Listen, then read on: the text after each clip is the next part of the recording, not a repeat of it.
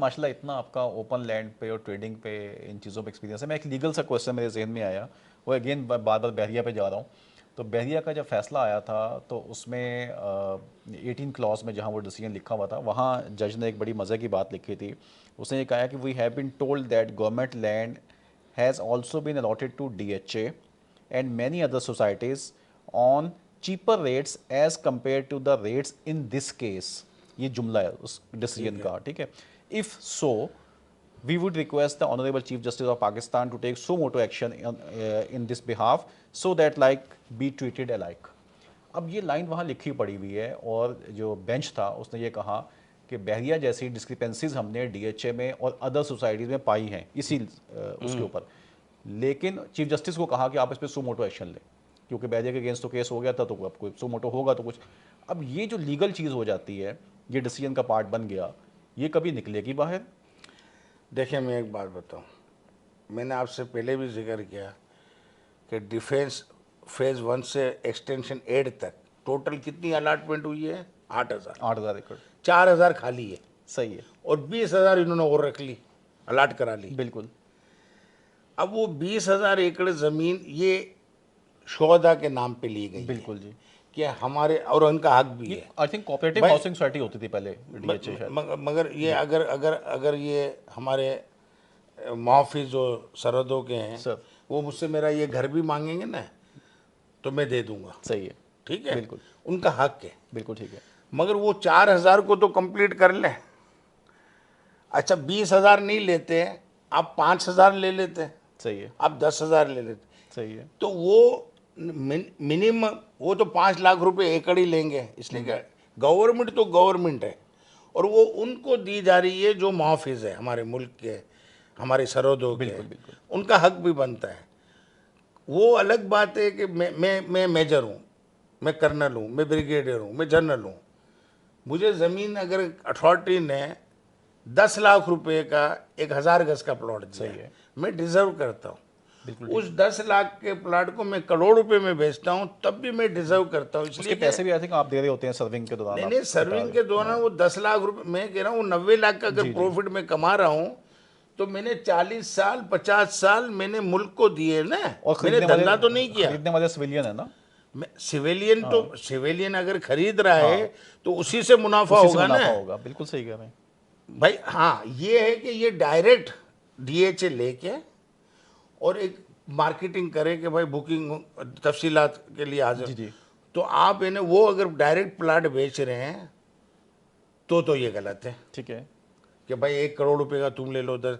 अच्छा वो अगर बेच भी रहे, उनके रूल रेगुलेशन में क्या है, बेच रहे तो वो पैसे किसी और इदारे में लगा रहे हो तो सही है। बिल्कुल सही है, अगर वो खुद तो रख ही नहीं सकता ना, जी बिल्कुल भाई इदारा खुद नहीं रख सकता, सही है, मगर ज़्यादातर वो अपने कुलिक के लिए या अपने फौज जो जिसमें एयरफोर्स भी आ जाती है, जिसमें नेवी भी आ जाती है, जिसमें आर्मी भी आ जाती है, वो लेते हैं। बिल्कुल ऐसे। अब हम ना, मैं आर्मी के खिलाफ हूँ ना आर्मी के फेवर में हूँ, मैं तो असूलों का साथ दूंगा, बिल्कुल सही, जो सही बात होगी वो कह नहीं दूंगा। बिल्कुल ऐसे, बिल्कुल सही है। मैं एक्चुअली जानना चाह रहा था कि जो अब ये एक एम्बिग्यूटी रह गई उस फैसले के अंदर कि अदर सोसाइटी में ये मसाइल हैं, लेकिन अदर सोसाइटी मीन्स आपका क्या है? मतलब DHA and other some other societies, ये उसमें लिखा हुआ है उसके अंदर, जो उसकी एग्जैक्ट लाइन है डिसीजन की। अदर सोसाइटीज के अंदर क्या, प्राइवेट सोसाइटी? जी जी, ऑब्वियसली मैनी अदर सोसाइटीज। अब आप बात सुन, ये स्कीम 33 की आप बार बार बात कर रहे हैं। सर 33 भी और हाईवे की बात हो रही मैं कह रहा हूँ पूरे कराची की बात कर रहे सर, हैं। पूरे कराची के अंदर रजिस्ट्रार कोऑपरेटिंग हाउसिंग सोसाइटी है, इदारा है, बिल्कुल है, जिसका सेक्रेटरी भी है, जिसका कोऑपरेटिव का रजिस्ट्रार भी है। ये प्रोविंस के अंदर चीज़ें होती हैं ठीक है, कि मैंने एक ज़मीन ली बोर्ड ऑफ रेवेन्यू से नॉर्मल रेट पे, ठीक है, और एक बिल्डर लेता है, अलाट कराता है, उसको मिलती है करोड़ रुपए एकड़, मुझे मिलती है 25 लाख रुपए एकड़। अब मुझे क्या करना है, मेमरान करके नो लॉस नो प्रॉफिट पे बेच के, वही अथॉरिटी की तरह कमर्शियल और ये ऑक्शन करके इसको डेवलपमेंट करके इस इदारे को चलाते रहे। ये एक सिंध गवर्नमेंट का एक गरीब आदमी के लिए एक वो है वेलफेयर का एक वेलफेयर ठीक है, तरीका है, जैसा इनका है DHA का। मगर होता ये है कि मैंने एक सोसाइटी बनाई और उस अलाट कराया और मैंने ही उस पर गेम करना शुरू कर दिया। तो गवर्नमेंट के पास ये इख्तियार होता है कि गड़बड़ों के वो पूरी कैबिनेट को हटा के एडमिनिस्ट्रेटर बिठा देते हैं। बिल्कुल ऐसे। तो वो फिर चीखते हैं। जैसे बड़े बड़े बिजनेसमैन उन्होंने सोसाइटी बनाई, ठीक है। सीएम साहब और उनसे तो ताल्लुकात होते हैं, उनके गवर्नर साहब से, सदर पाकिस्तान से, आर्मी से, इधर उधर से Community base बन गई, उन्होंने किसी बन खिलवा गई। दिया कि 50 एकड़ जमीन, वो नॉर्मल अंदाज से 25 लाख रुपए एकड़ में ली, करोड़ की। है। और फिर वो क्या कहते हैं, उसको कमर्शियल पॉइंट ऑफ व्यू से यूज करते हैं। तो ये अदर्स जो आप कह रहे हैं, अदर्स सोसाइटी, उसमें वो एक्चुअली इसकी तरफ इशारा है उनका। यहाँ इस तरफ, और वो एडमिनिस्ट्रेटर जो डीएच है, तो वहाँ पे तो कोई घपला नहीं हो सकता ना। वहाँ तो पैसे ही आने के बाद एक अकाउंट में चले जाते हैं, जो भी आर्मी का जो अकाउंट होता है, कैश नहीं है, DH बैंक से डील हो रही है। यहाँ पे तो है ना, जनरल सेक्रेटरी अलग खांचे मार रहा है, सही है, सदर अलग मार रहा है, सही है। जनरल खजांची अलग मांग रहा, पॉलिटिशियन अगर कोई आ जाता है, वो मिनिस्टर है उसका, वो अलग अलाट करा रहा है, सेक्रेटरी बैठा है कहता है 3 प्लाट मुझे भी अलाट करके दे दे। बिल्कुल सही। फिर उसके बाद उसको कहते हैं कि तूने यहाँ पे बड़ी गड़बड़ की, तुम सब हटो, एडमिनिस्ट्रेटर बैठा, फिर एडमिनिस्ट्रेटर अपना काम करता रहता है। तो भाई आपने सही काम डिलीवर नहीं किया, तो आपने गवर्नमेंट को काम, यानी आपने मौका फराहम किया ना। अगर आपका हर साल का अकाउंट ऑडिट और अकाउंट मेंटेन है, तो आप कोर्ट जाएं, कोर्ट से दूसरी हेयरिंग में आपको एडमिनिस्ट्रेटर को उठा के बाहर फेंक देगा। बिल्कुल ऐसे। हमारी कोर्ट ये कहते हैं कि अदलिया को इंसाफ नहीं है, अदलिया को कुछ नहीं मालूम।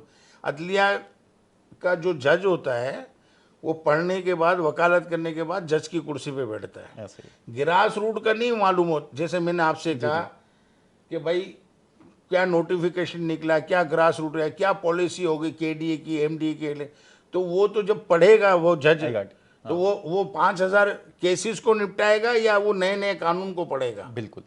तो वो तो वकील ही समझाता है कि जज साहब ये 90, ये तो 67 का नोटिफिकेशन है, 98 का ही है। तो उसको पढ़ने के बाद वो वेरीफाई कराता है कि आया नोटिफिकेशन सच्चा है या गलत है। अपने विजडम से वो एक डिसीजन, वो विजडम से वो अपना डिसीजन देता है। अच्छा, तो ये बताएं कि अब इस वक्त कराची बहुत तेजी से फैल रहा है M9 के ऊपर, इस पे तो कोई दूसरी राय नहीं है। M9, अच्छा, M9 बहरिया और DHA के बाद से आगे SDA का 7 डेवलपमेंट का एक शुरू हो जाता है सिलसिला। तो अब जितनी भी डेवलपमेंट हो रही है नई हमारी, वो हो रही है SDA के अंदर, और ये एक नई अथॉरिटी जो है ये अब कराची का हिस्सा बनती चली, मतलब कराची इसका हिस्सा बन गया है एक किस्म का, न्यू कराची पूरा वहाँ डेवलप होगा M9 के ऊपर। तो 7 डेवलपमेंट अथॉरिटी को आप कैसे कंपेयर करेंगे KDA के साथ, और वो सब कुछ जो माजी में होता रहा कराची के अंदर अब SDA में होने जा रहा है? ये आपने बहुत अच्छा सवाल किया। मैंने आपसे कहा कि लोकल गवर्नमेंट के पास KDA, MDA, LDA, SDA, HDA, ठीक है, ये 5 अथॉरिटी और सिंध बिल्डिंग कंट्रोल अथॉरिटी, जी बिल्कुल, ये 6 अथॉरिटी का चेयरमैन सिंध पे आएगा, और पूरे सिंध और सिंध मास्टर प्लान, ठीक है, ये 7 अथॉरिटियों का चेयरमैन है हमारे। सिंध मास्टर प्लान को एक्सप्लेन कर दें, ये अलग से कोई डिपार्टमेंट है, अथॉरिटी है, क्या है? ये बनाई गई थी अथॉरिटी मास्टर प्लान के लिए, सिंध मास्टर प्लान के लिए। अच्छा, सिर्फ कराची के लिए नहीं, ठीक है। जो मैंने आपसे पीछे भी मैंने आपको बताया कि आउट ऑफ स्कीम, यानी हॉक्स बे में टोटल ज़मीन है 20,000 एकड़, ठीक है, मगर LDA को दिए 5,000 एकड़, ठीक है, बाकी रेवेन्यू बोर्ड के पास है, BOR, ठीक है। और मज़े की बात, जितनी भी BOR ने लैंड दी है KDA, MDA, LDA को, जो मेरे इल्म में ये बात है, कहीं भी सिटी सर्वे करके लैंड अगर दी है तो 45 में से 5 स्कीमों का सर्वे होकर लैंड दी गई है, ठीक है। स्कीम 45 में जैसे 16,000 एकड़ ज़मीन थी, जी, 4,000 प्राइवेट लैंड थी और नाकलास और नाकबूली, उसमें से 9,512 दी। अब MDA को ये मालूम ही नहीं है कि मेरी 9,512 एकड़ 16,000 में कहाँ है। अच्छा, नहीं मालूम। उसने क्या किया, पूरी अथॉरिटी को डेवलप कर दिया, ठीक है, पूरी अथॉरिटी के अंदर उसने ब्लॉक बना के प्लॉट अलाट कर दिया, ठीक है, ठीक, पूरी अथॉरिटी के अंदर वो 16,000 नहीं, वो प्राइवेट लैंड पे भी अच्छा, बगैर किसी के भाई जिसकी प्राइवेट लैंड है वो हम इसको एडजस्टमेंट रीएडजस्टमेंट करा लें, उसमें एडजस्टमेंट पॉकेट है, ठीक है। या तो पहले से उन सबको वहां पे डाल दें। हाँ, उस एडजस्टमेंट और रीएडजस्टमेंट के पॉकेट को भी उन्होंने ऑक्शन में डाल दिया, रिवाइज प्राइवेट कर लैंड करके। वाला उस पर वो नहीं करेगा, ऑब्जेक्शन रेज नहीं करेगा? मैंने वही वाली बात कि किसी को मालूम हो अच्छा, कि मैं जो ये ज़मीन खरीदने का तरीका क्या है, बेचने का क्या तरीका है, और अगर कोई काबिज होता है तो उसके लिए मुझे किसका दरवाज़ा कहाँ जाना है? खटखटाना चाहिए, रास्ता क्या इख्तियार करना? रास्ता क्या है करना। वो देखते हैं फ्रंटमैन को, किसी ब्रोकर को, किसी एजेंट को, यार मेरा ये काम करा देना। वकील को 10 लाख नहीं देंगे, 50 करोड़ की ज़मीन होगी, करोड़ रुपए 50 लाख छोड़ो, 10 लाख रुपए भी नहीं देंगे। बाद में 10 साल कोर्ट में और 10 साल उसका पोता लड़ रहा होगा। 10 केस में बता दूं, मुझे आप कहें कि जुनेद भाई एलडीए के कितने केसेस हैं, 43 42 के, 43 के कितने हैं, 41 के सुरजानी के, 45 के, 33 के, 36 के, 24 के, 25 ए के, एम के, ये मुझे आप बता, मैं हज़ारों बता दूं आपको। मगर वो बिल्डर है ना, अच्छा वकील, इसलिए कि अनएजुकेटेड भी है बिल्डर, सारे एजुकेटेड नहीं है। जो एजुकेटेड है वो तो बहुत अच्छा काम समझ के काम करता है। समझ के काम करता बिल्कुल सही। है। और जो नहीं है, जो हादसाती तौर पे बिल्डर डेवलपर बन गए हैं, तो वो उसकी वजह से मसाइल पैदा हो जाते हैं।